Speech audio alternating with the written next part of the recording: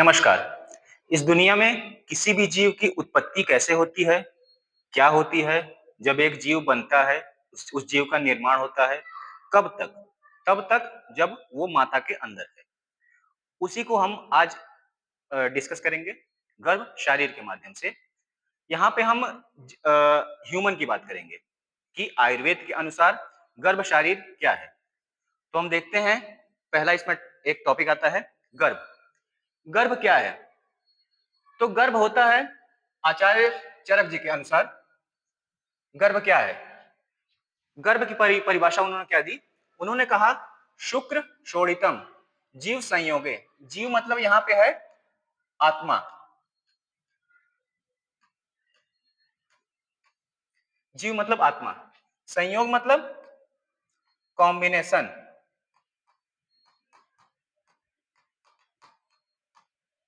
Combination. खलु मतलब निश्चित रूप से, डेफिनेटली, डेफिनेटली। कुक्षी गते, कुक्षी गते का मतलब गर्भाशय में, या फिर हम कह सकते हैं यूटरस में।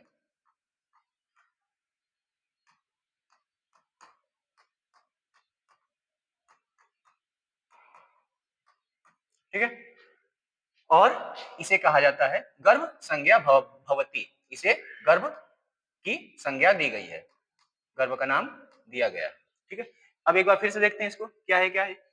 शुक्र और शोणित, जीव, आत्मा, शुक्र शोणित और आत्मा, इन तीनों का एक साथ संयोग होता है। कहां होता है? तो ये संयोग होता है गर्भाशय में, माता के यूटेरस में। ठीक है। और खलु मतलब डेफिनेटली, निश्चित रूप से उस माता के गर्भाशय में, यूटेरस में शुक्र शोणित और आत्मा का एक साथ संयोग होता है। तो क्या होता है? तो गर्भ, उसे हम गर्भ संज्ञा का नाम देते हैं, मतलब उसे हम गर्भ कहते हैं। ठीक है। ये तो था आचार्य चरक के अनुसार। अब हम देख लेते हैं कि आचार्य सुश्रुत जी ने इसके बारे में क्या कहा। उन्होंने कहा कि शुक्र और शोणित, शुक्र और शोणित गर्भाशयस्थम मतलब गर्भाशय में, आत्म, आत्मा, प्रकृति, ये प्रकृति है अष्टविध प्रकृति, अष्टविध प्रकृति। ठीक है। अष्टविध प्रकृति। विकार क्या है? विकार है षोडश विकार।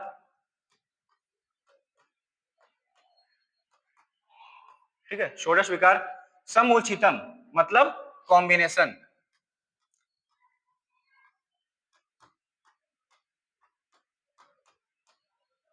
संयोग, इसे हम संयोग भी कह देंगे।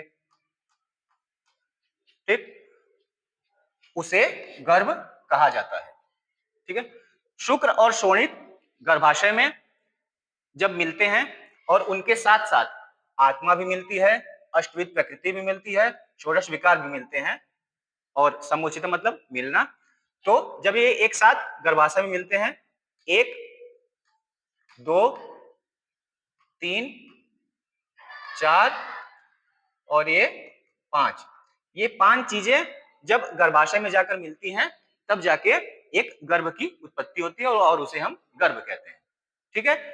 अब देखो, ये अष्टविध प्रकृति क्या है? अष्टविध प्रकृति में आता है अव्यक्त, महत और अहंकार। ठीक, ये तीन हो गए। इसके बाद पांच क्या आएगा? पंच तन्मात्रा, पंच तन्मात्रा। ठीक है। पंच तन्मात्रा में क्या आएगा? तो पंच तन्मात्रा में आएगा शब्द, स्पर्श, रूप, रस और गंध तन्मात्रा। ये पांच तन्मात्राएं हो गई, और ये अष्टविध प्रकृति है। षोडश विकार क्या है? तो षोडश विकार में आता है 11 इंद्रियां, 11 इंद्रियां हो गई, और 5 महाभूत।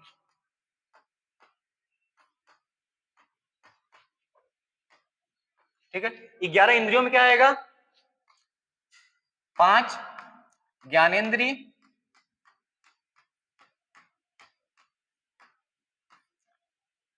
5 कर्मेंद्री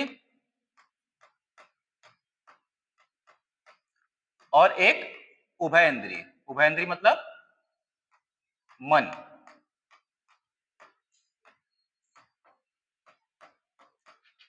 ज्ञानेंद्री में क्या आएगा? तो ज्ञानेंद्री में आएगा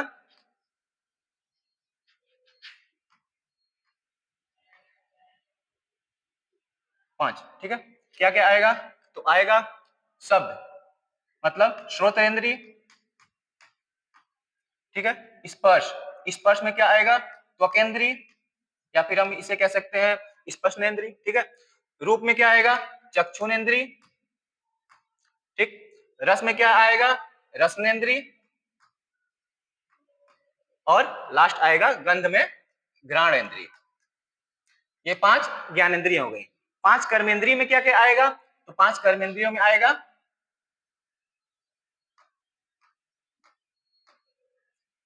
वाक, पाणी, पाद, पायु और उपस्थ। ठीक है। उपस्थ का मतलब क्या होता है? Genital organ. पायु का मतलब क्या होता है? रेक्टम। पाद मतलब पैर। पाणी मतलब हाथ। और वाक मतलब मुख। बाकी एक उभयेंद्रिय था और कुल मिला जुला के ये क्या है? ये षोडश विकार है। इतना क्लियर है? तो यहां तक इन सब चीजों को मिला के कहा गया था गर्भ। ये है गर्भ की परिभाषा। ठीक है। अब हम इसके आगे देख लेते हैं कि इस गर्भ से जब एक बार शरीर बनेगा तो वो कैसे होगा, उसके बारे में देखते हैं हम।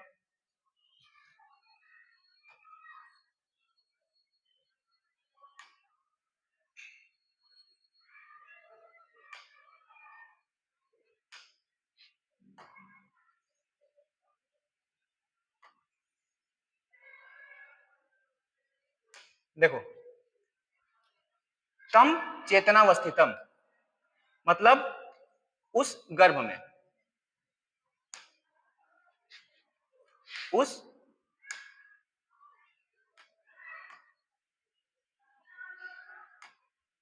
उस गर्भ में, उस गर्भ में वायु क्या काम। अब देखो यहां से क्या हुआ है कि पंच महाभूत का उस पर एक्शन शुरू हुआ है। जब एक बार वो गर्भ बनना शुरू हुआ है, ठीक है, उसका डेवलपमेंट होना है, तो उसमें उसके डेवलपमेंट में क्या क्या पंच महाभूत रोल प्ले करेंगी वो ये बता रहा है। वायु क्या काम कर रहा है? विभाजित कर रहा है। तेज क्या कर रहा है? पचा रहा है। ये क्या पचाएगा? इसका हम अगले लेक्चर में देखेंगे कि जब पंच महाभूत का रोल होगा उसमें हम देखेंगे इसको क्लियरली रूप से। ये दरअसल पचाता है न्यूट्रिशन को। ठीक है। आप क्या करेगा? आप है जल, आप क्या करेगा? क्लेदता मतलब गीला करेगा इसे। गीला का मतलब यहाँ पे न्यूट्रिशन देना है। ठीक है। पृथ्वी क्या करेगा? संहनन करेगा। संहनन मतलब कंबाइन करेगा, एक साथ जोड़ेगा चीजों को, क्योंकि ये ठोस होता है। आकाश क्या करेगा? विवर्धयति, ग्रोथ कराएगा ये।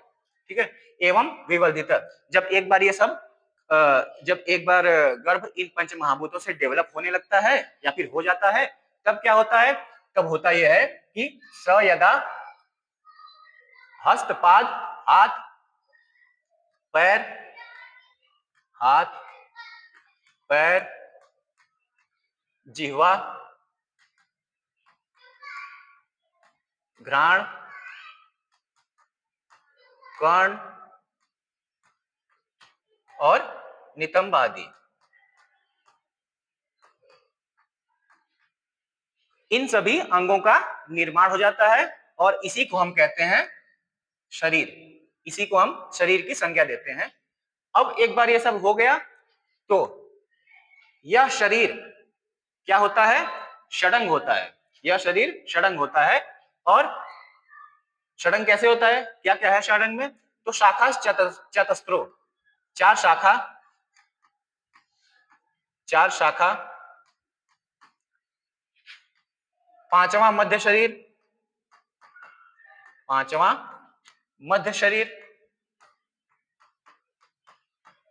और छठा क्या होता है? तो छठा होता है शेर। ठीक है, और यही था पूरा गर्भ की परिभाषा। और इसमें हम यहाँ पे ये भी देख लिए हैं कि शरीर कैसे बनता है एक बार। बहुत बहुत धन्यवाद।